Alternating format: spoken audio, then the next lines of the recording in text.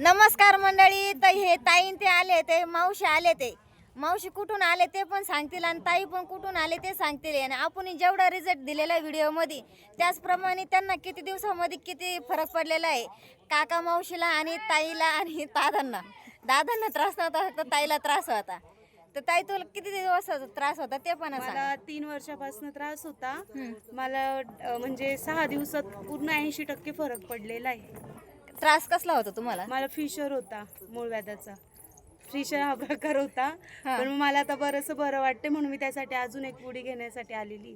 एक पुडी 80% फरक पडलेला एक पुडीने मला 80% पडला आणि आता मी अजून 20% पूर्ण बरं होण्यासाठी अजून एक पुडी घेण्यासाठी आलेली. तरी थोडं त्यांनी पथ्य पाळला नाही. नाही, मी पथ्य काहीच नाही पाळलं. फक्त पथ्य पाळा. तुम्हाला एका जेवढं दिलेलं आहे आपण त्याच पुडीमध्ये कव्हर होऊ शकते. हो हो, पथ्य. गाव कोणतं आहे तुमचं? मी नाशिकवरून आलेली. नाशिक. पंचवटी, नाशिक पंचवटी. हो.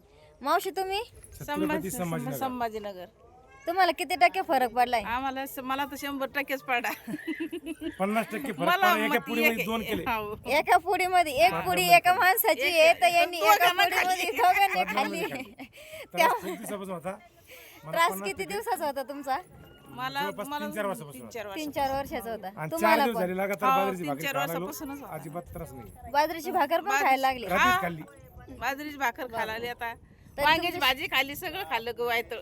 म्हणजे खाऊन 3 दिवसात 50% रिझल्ट घेऊन त्यानंतर वांग बटाटा बाजरीची भाकर खाऊन इथपर्यंत आले. परत परत औषध नाही येणार बाबा. औषध न्यायला आले.